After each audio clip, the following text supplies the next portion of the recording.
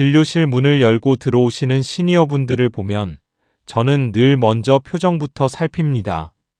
대개는 멀쩡해 보이시고 걸음걸이도 안정적이고 본인은 조금 피곤해서 왔어요 라고 이야기하십니다. 그런데 이런 분들 중 일부는 이미 몸속에서 항생제 내성균이 조용히 자라고 있는 상태였습니다. 이 말은 과장이 아닙니다. 매년 전 세계에서 약 500만 명이 넘는 사람이 내성균 감염으로 생명을 잃습니다. 그런데 그중 상당수는 처음에는 단순 피로감, 컨디션 저하, 소변 냄새 정도밖에 호소하지 않았습니다. 제가 18년 동안 감염내과에서 시니어들을 치료하면서 가장 놀랐던 부분은 이겁니다. 내성균은 몸을 울리지 않는다.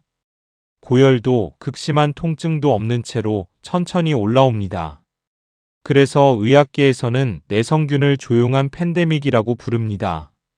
항생제가 안 듣는다는 건 우리가 가지고 있는 의학적 무기 중 상당수가 무력화된다는 뜻입니다. 그런데 많은 분들이 이 위험성을 제대로 알지 못한 채 항생제 한 번 더 먹으면 낫겠지라고 가볍게 생각하시죠. 저는 이 영상을 통해 그 인식을 정확히 잡아드리고 싶습니다. 오늘 말씀드릴 내용은 겁을 드리기 위해서가 아니라 지금부터라도 충분히 관리하고 예방할 수 있는 방법을 알려드리기 위함입니다. 내성균 감염의 가장 위험한 지점은 바로 무증상입니다.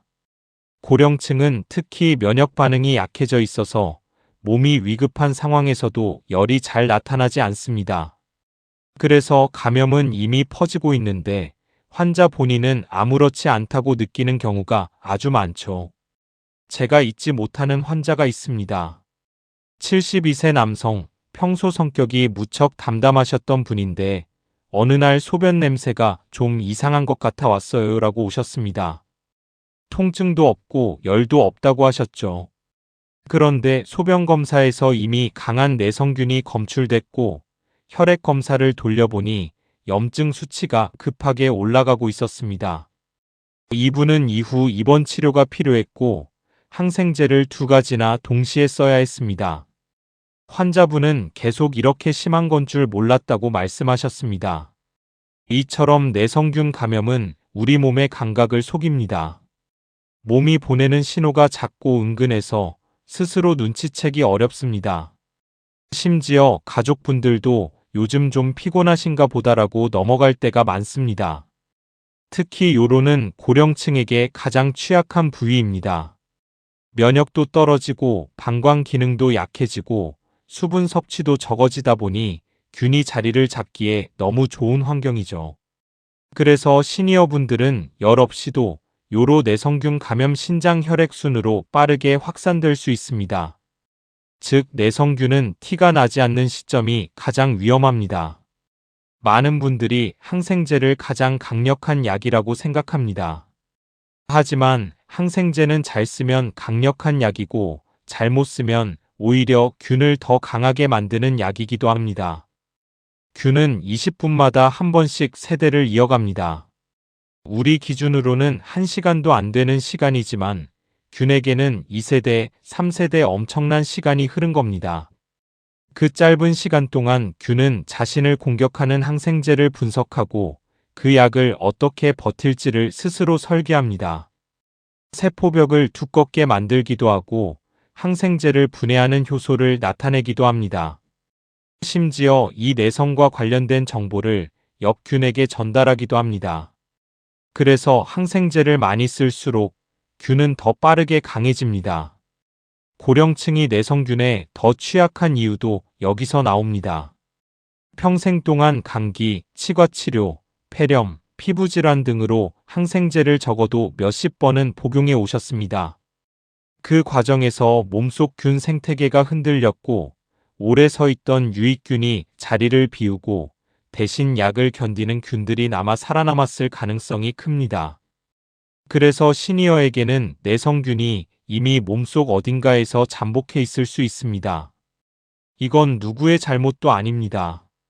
의학이 발전하는 과정에서 자연스럽게 생긴 현상이고 지금 우리가 해야 할 일은 이 균들이 더 강해지지 않도록 환경을 조절하는 것입니다. 내성균 치료는 예전과 완전히 달라졌습니다. 예전에는 열이 나면 광범위 항생제를 먼저 쓰고 상황을 지켜보곤 했습니다. 하지만 지금은 그렇게 하면 오히려 균을 더 강하게 만드는 결과가 나옵니다.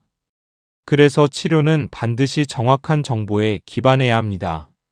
환자에게서 균을 채취하고 그 균이 무엇인지 확인하고 어떤 항생제에 약한지 실험한 뒤에 약을 선택합니다.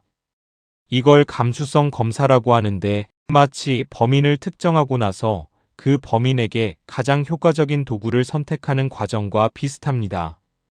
특정 내성균은 하나의 항생제로 절대 잡히지 않아서 2개, 3개를 조합해 사용해야 하는 경우도 있습니다. 이처럼 치료 선택이 굉장히 정밀해졌고 환자마다 전략이 다릅니다. 그리고 고령층은 항생제를 쓰는 것보다 더 중요한 것이 있습니다. 바로 면역력 회복입니다. 몸의 방어력이 약해지면 항생제가 몸속 단백질과 염증 속에서 제대로 작동하지 못합니다. 그래서 수분 섭취, 영양 상태, 장내 유익균 균형이 치료의 절반을 차지합니다. 제가 입원 환자들에게 가장 많이 하는 말이 이것입니다. 항생제보다 밥 한 끼가 더 중요할 때가 있습니다. 항생제 내성은 약만의 문제가 아니라 환경의 문제입니다. 물을 충분히 마시는 것. 이 단순한 행동만으로도 균이 방광과 요로에 달라붙기 어렵습니다.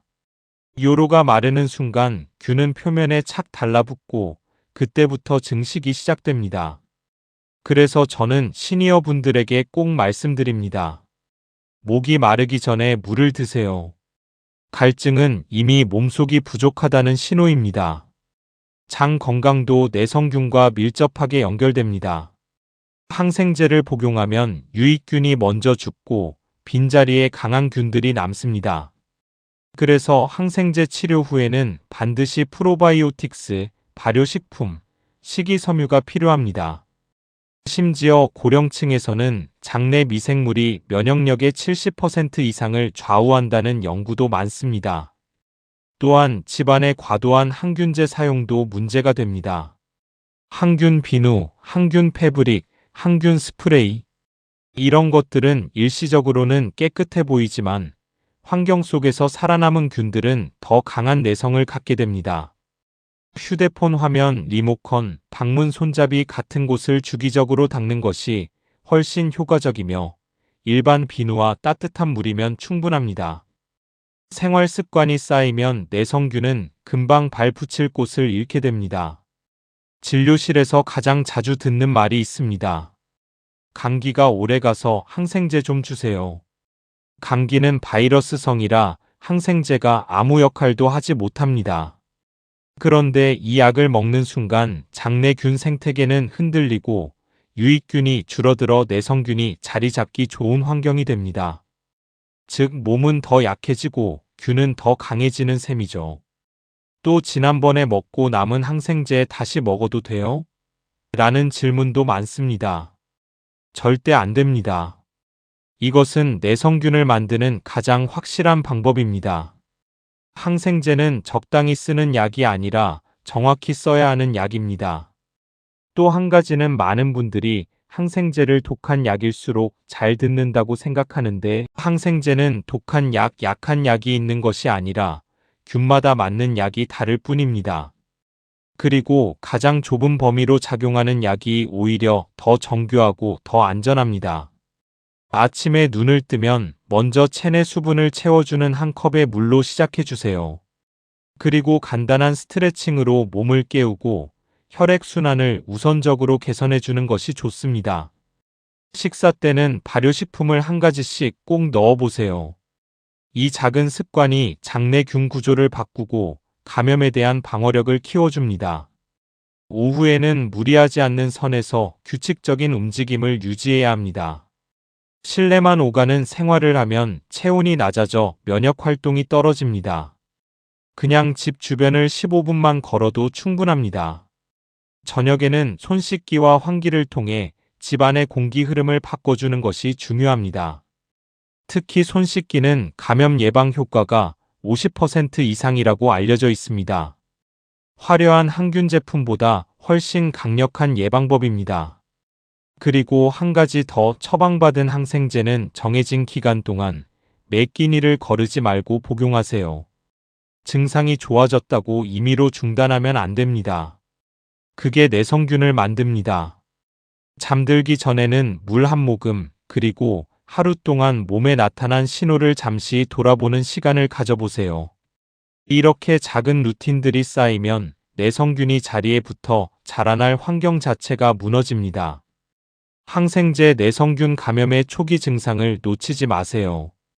이 증상들이 나타나면 즉시 병원에 가셔야 합니다.